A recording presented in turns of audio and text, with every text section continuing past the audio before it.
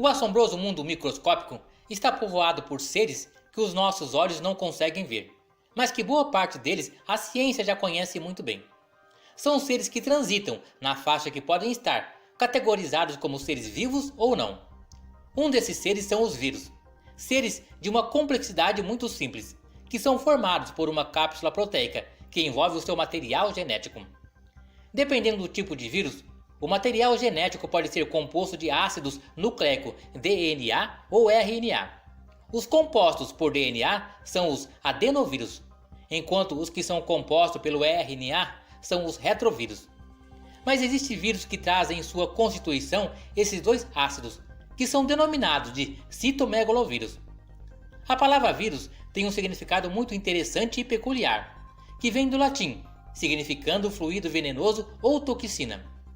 Embora a palavra vírus pertença mais especificamente para designar micro-organismo biológico que se reproduz de forma parasitária, também é usada em outras áreas, como é o caso do vírus de computador. Existe uma grande quantidade de espécies de vírus catalogada, chegando a 3.600 espécies. Como dito no início, esses são seres que são constituídos basicamente de um código genético envolto em uma capa proteica e que têm a capacidade de infectar organismos vivos de praticamente todas as espécies.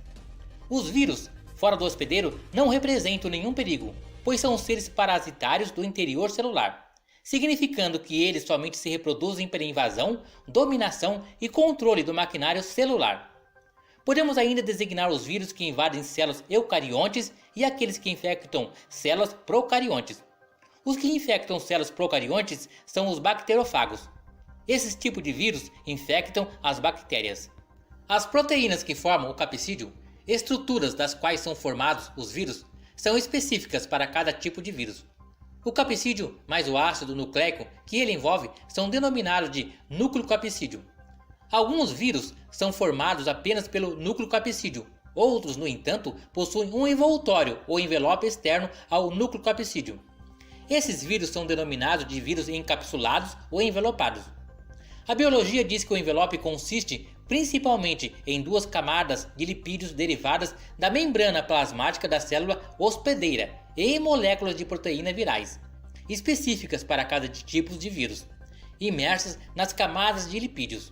São as moléculas de proteínas virais que determinam qual tipo de células os vírus irão infectar. Geralmente, o grupo de células que um tipo de vírus infecta é bastante restrito. Existem vírus que infectam apenas bactérias, como já foi mencionado, que são os bacteriófagos. Os que infectam apenas fungos, denominados de micófagos. Os que infectam as plantas e os que infectam animais, denominados respectivamente vírus de plantas e vírus de animais. Como já foi mencionado, vírus são micro-organismos intracelulares obrigatórios. Mas por que obrigatório? A falta de alguns componentes intracelulares impede que eles tenham metabolismo próprio, como o hialoplasma e ribossomos. Assim, eles invadem e infectam células para reproduzirem. Nesse ambiente propício que é o interior celular, eles dão início a um ciclo onde efetuarão a síntese das proteínas dos vírus e, simultaneamente, permitirá que ocorra a multiplicação do material genético viral. Nesse processo, os vírus modificam o metabolismo das células que parasitam, podendo provocar a sua degeneração e até a morte. O vírus executa uma estratégia bem interessante.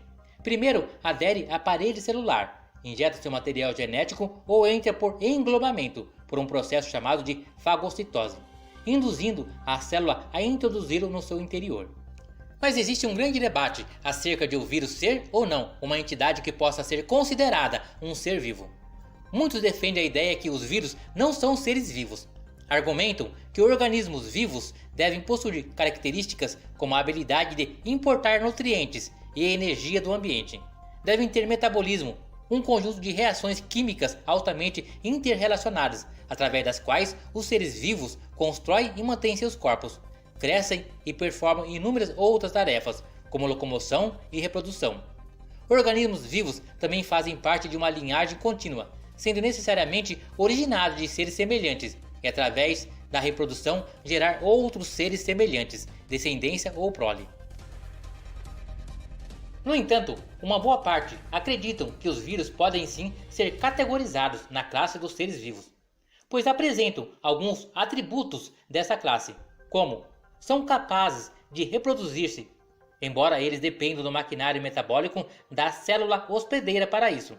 Mas até aí, todos os seres vivos dependem de interações com outros seres vivos.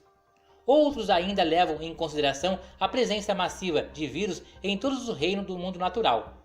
Sua origem, aparentemente tão antiga como a própria vida, sua importância na história natural de todos os organismos vivos. No entanto, a discussão quanto ao vírus ser ou não considerado um ser vivo parece que vai continuar por um bom tempo ainda. Coronavírus é uma grande família de vírus que causam infecções respiratórias, de leves a moderadas, em seres humanos e animais.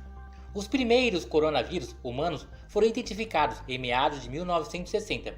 São um grupo de vírus de genoma de RNA simples de sentido positivo. Serve diretamente para a síntese proteica. Conhecido desde meados de 1960, pertence à subfamília taxonômica do Orthocoronavirinae. Esse novo tipo causador da epidemia na China e que está se espalhando para os demais países, chamado de novo coronavírus nCoV 2019, que tem causado doenças respiratórias pelo agente coronavírus, foi descoberto no fim de dezembro de 2019, após ter casos registrados na China.